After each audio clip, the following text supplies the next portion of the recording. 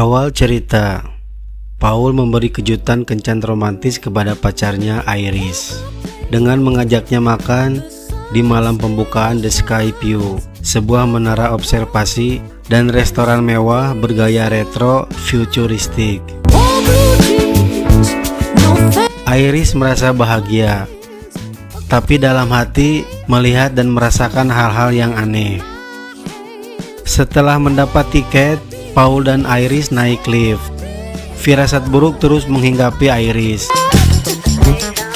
Tiba di restoran, Paul menanyakan meja tempat makannya, tapi pegawai tak menerima karena Paul tak ada dalam buku tamu. Pegawai menyuruh Paul untuk pergi meninggalkan restoran.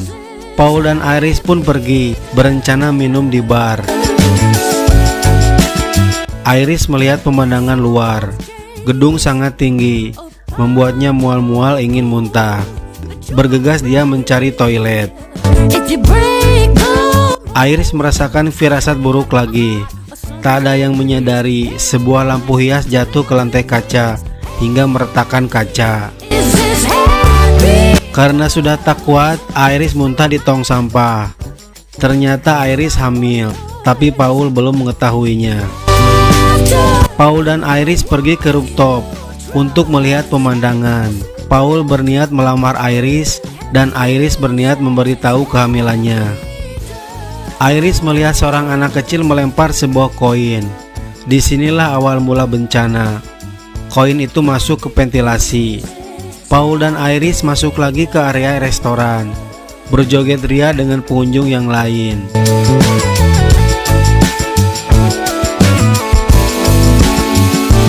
Tanpa disadari, koin yang dilempar tadi tersangkut di bilah kipas, mematahkan bilah kipas yang langsung menghantam pipa gas sampai bocor. Lantai kaca yang retak karena lampu hias mulai membesar retakannya. Iris mulai menyadari ada yang tak beres. Benar saja, kaca pecah.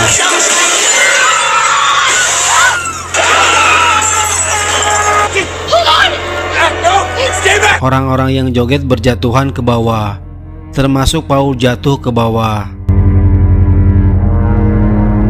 Pengunjung mulai panik, teriak-teriak dan berlarian. Hingga tak sengaja koki yang memegang penggorengan membakar tubuh pengunjung, hingga terjadi kebakaran. Suasana semakin kacau. Semua berlarian ke tangga untuk turun, tapi tangga dan dinding hancur. Berlari lagi mereka menuju lift, berdesakan, kelebihan muatan, hingga lift rusak terjun meluncur. Sementara Iris masih tertahan di area restoran. Kehancuran makin parah. Gedung terbelah seperti kapal Titanic. Para pengunjung berjatuhan lagi ke bawah.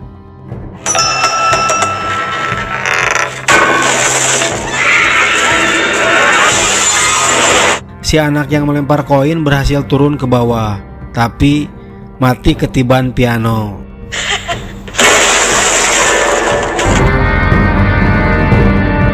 Gedung ambruk meluncur ke bawah. Tersisa hanya Iris dan seorang anak kecil. Api semakin membesar. Gedung benar-benar hancur. Nyawa Iris di ujung tanduk. Iris pun jatuh.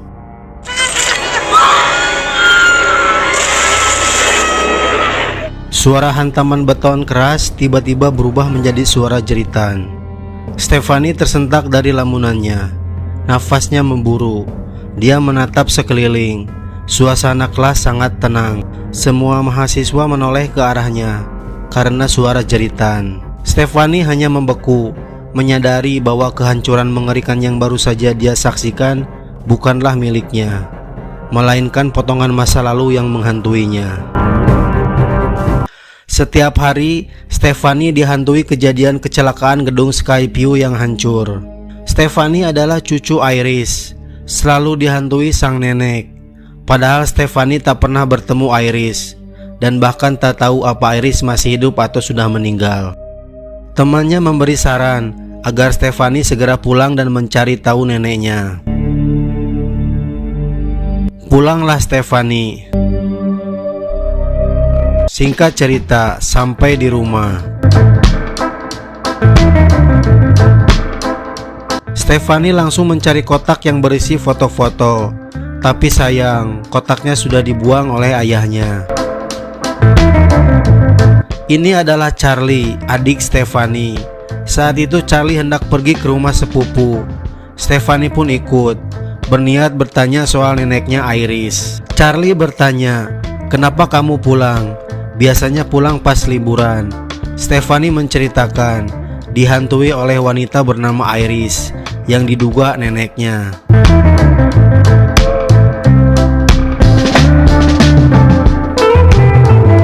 Tiba di rumah sepupu, temu kangen.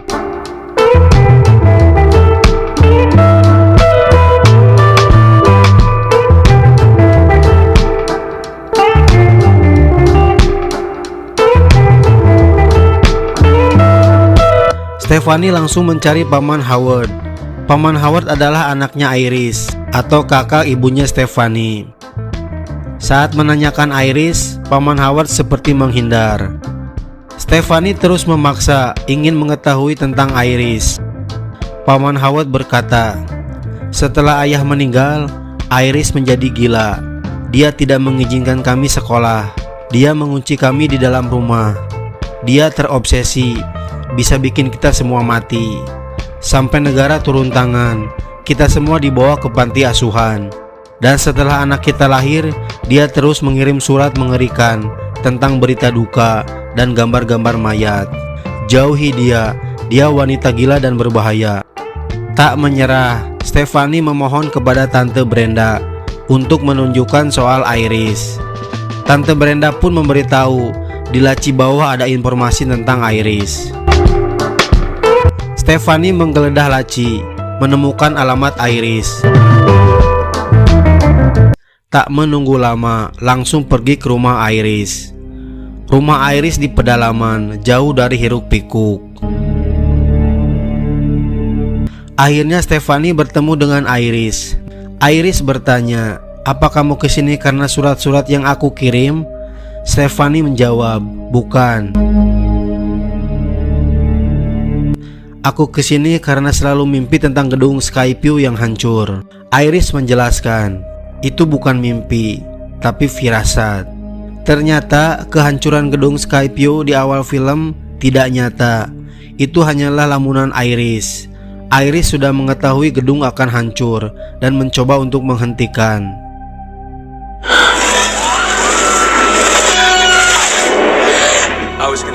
Iris menghentikan anak yang melempar koin.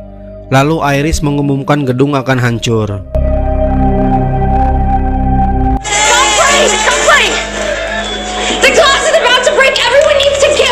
Hari itu Iris menyelamatkan nyawa banyak orang.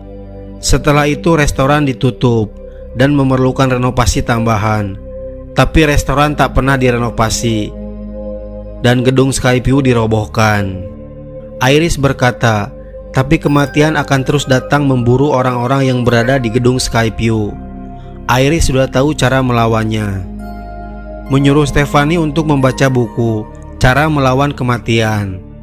Iris menyuruh Stefani tinggal di rumahnya agar aman. Tapi Stefani menolak karena harus sekolah. Iris berkata, "Kematian memburu keluarga kita. Apa kamu tak percaya?" Stefani tak percaya dan segera berlari keluar rumah. Iris mengejar, menyuruh Stefani agar membawa bukunya. Karena Stefani tak percaya, Iris membuktikan Iris akan mati jika keluar rumah. Dan benar, Iris mati tertancap besi. Iris disemayamkan. Stefani menceritakan kepada Paman Howard. Sebelum nenek Iris meninggal, dia mengatakan, "Kematian memburu keluarga kita." Ini adalah Darlene, ibunya Stefani, yang pergi meninggalkan Stefani sejak usia 10 tahun. Untuk itu, Stefani membencinya dan tak mau bertemu ibunya. Charlie meminta Stefani agar memaafkan ibunya dan memberi kesempatan kedua. Terjadi perdebatan. Beberapa hari kemudian, di rumah ada acara makan-makan. Semua bersulang, kecuali Stefani tak ada. Dia sibuk membaca buku milik mendiang nenek Iris. Stefani nampaknya mulai paham bukunya. Dia segera pergi ke rumah Paman Howard dan menelepon Charlie, tapi tak diangkat. Paman Howard diajak main trampolin. Darlene menghentikan karena melihat ada garpu tanah di bawah trampolin. Tante Brenda tak sengaja menjatuhkan botol hingga menyalakan sebuah mesin. Selang jadi mengembang, menjatuhkan garpu tanah. Stefani datang melihat kiri kanan. It's okay. Paman Howard mati. Kepalanya tergilas mesin rumput. Semua teriak histeris. Stefani mulai percaya perkataan Iris, terus meneliti buku. Stefani mengumpulkan keluarga dan menjelaskan di dinding adalah obituari dan artikel orang-orang yang berada di gedung Skyview yang pada akhirnya meninggal tragis. Dan urutannya sama persis seperti firasat Iris. Dalam kecelakaan, Iris adalah orang terakhir yang mati. Maka urutannya setelah itu, Paman Howard, Eric, Julia, Bobby, Darlene, Stefani, dan Charlie yang akan mati. Yang terdekat dengan kematian adalah Eric. Stefani memperingatkan Eric, tapi Eric tak mempercayainya. Semua tak percaya, menganggap Stefani gila. Semua bubar. Sesuai urutan, Eric, anak tertua Paman Howard yang selanjutnya akan mati, mengenaskan. Eric adalah tukang tato dan tindik. Dia mendengarkan musik keras-keras sambil menato tangannya sendiri. Mulai petaka, sebuah rantai yang terbelit kipas masuk ke anting hidungnya, dan sebuah minyak terjatuh hingga membakar ruangan.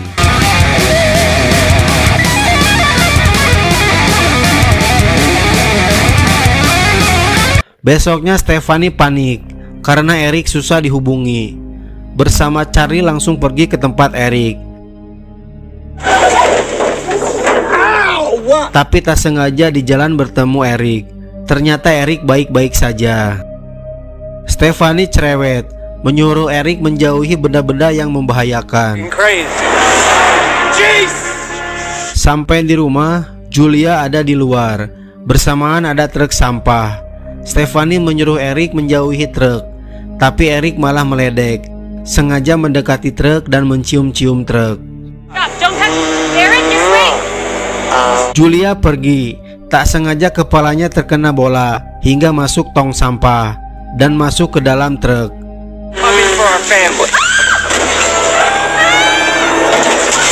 Mereka coba mengejar, tapi terlambat.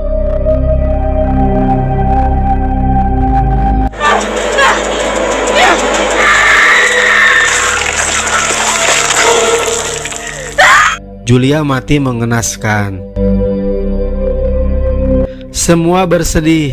Sekarang mereka semua mulai percaya perkataan Stefani. Tapi Stefani minta maaf karena salah urutan. Yang seharusnya mati dalam urutan adalah Eric, bukan Julia. Tante Brenda mengatakan, "Aku yang salah. Urutan kamu sudah benar. Karena Eric bukanlah anak kandung Paman Howard. Jadi yang mati berikutnya benar Julia." Mendengar itu, Eric marah besar dan langsung pergi meninggalkan ruangan. Giliran Bobby yang akan mati. Bobby panik meminta bantuan Stefani.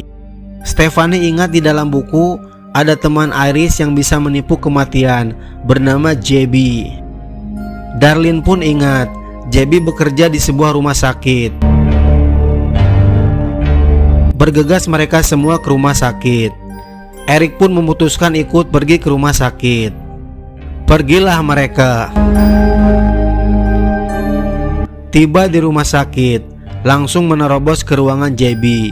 Ternyata di ruangan itu ada dokter yang sedang membedah pasien. JB menerima dan memperkenalkan diri. Ternyata JB sudah menunggu kedatangan mereka dan menanyakan siapa berikutnya yang akan mati. Bobby langsung angkat tangan. JB adalah anak yang ditolong Iris di gedung Skypio. Setelah kejadian Skypio, Iris melacak JB dan bertukar pemikiran tentang firasat kematian itu, hingga akhirnya Iris dan JB berteman. Stephanie bertanya, apa benar ada orang yang tahu cara menghentikan kematian ini? JB menjawab, ada dua cara, dengan membunuh atau dengan mati. Jika kamu mengambil nyawa, kamu mendapatkan waktu yang tersisa dari orang itu. Bobby langsung memotong, tidak, tak mungkin saya membunuh orang. Dan cara kedua, kamu harus menghentikan jantung beberapa detik. Setelah dianggap mati, jantungmu harus berdetak lagi. Itu akan memutus rantai kematian. Setelah itu JB pergi. JB sudah lelah berlari. Jika kalian semua mati, selanjutnya aku yang akan mati. Mereka semua panik karena kedua cara itu tak mungkin dilakukan. Tanpa banyak kata, Eric dan Bobby langsung pergi, memilih cara kedua, menghentikan jantung Bobby lalu menghidupkannya kembali. Bobby punya alergi kacang yang sangat parah.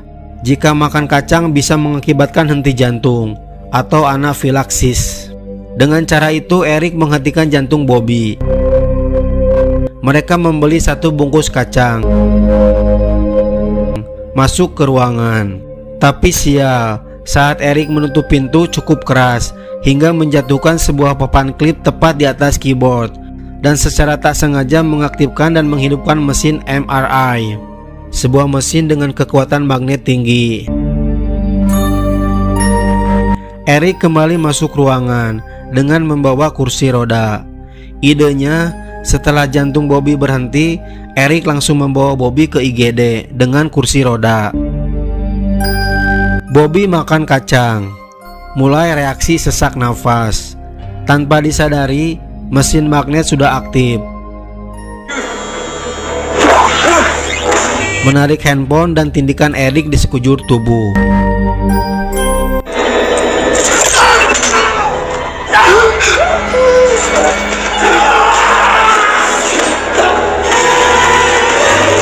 Kursi roda tertarik yang tepat sejajar dengan tubuh Eric. Eric mati mengenaskan. Sementara Bobby di lantai merintih sesak nafas. Bobby coba meraih obat alergi kacang. Pegawai rumah sakit datang membuka pintu. Tapi sayang, Bobby mati, kepalanya hancur. Mendengar teriakan, Stephanie dan yang lain berlarian ke ruang magnet. Sekarang giliran Darlene yang akan mati. Mereka semua putus asa. Stephanie langsung teringat rumah Iris. Di rumah Iris sangat aman. Saling menyemangati, mereka berpelukan. Tanpa sadar Stephanie menjatuhkan sebuah koin. Segera mereka pergi. Belum apa-apa hampir terjadi tabrakan. Stephanie menggantikan Darlene untuk menyetir.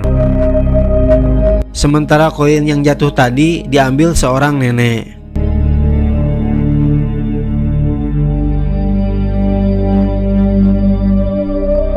Tiba di rumah Iris. Rumah Iris memiliki pengamanan yang sangat ketat. Stephanie menerobos menghancurkan gerbang. Emang sial, sabuk pengaman Stephanie macet, tak bisa dilepas. Saat akan dibantu, Stephanie menyuruh ibu dan adiknya masuk rumah biar aman.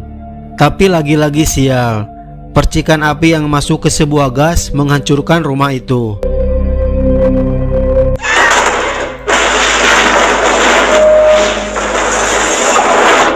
Stephanie terhempas masuk ke kolam kecil, sedangkan Charlie tertindih kayu besar. Ibunya coba menolong. Charlie selamat.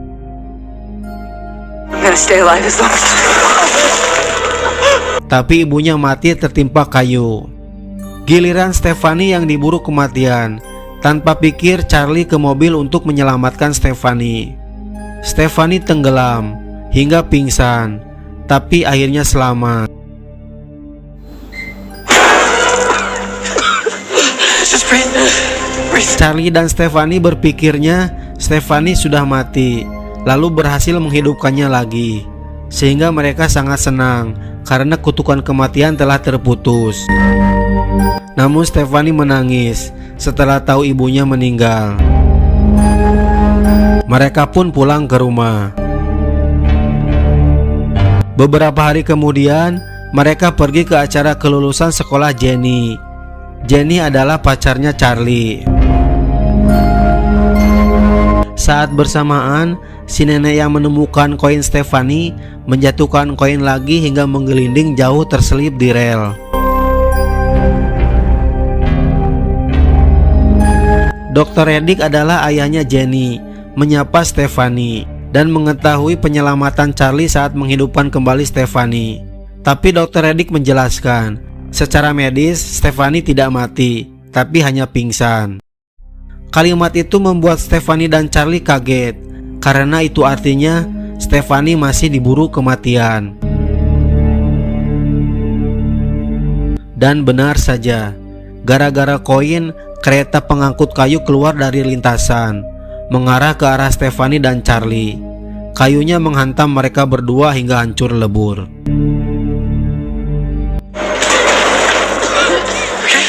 Yeah. Film selesai.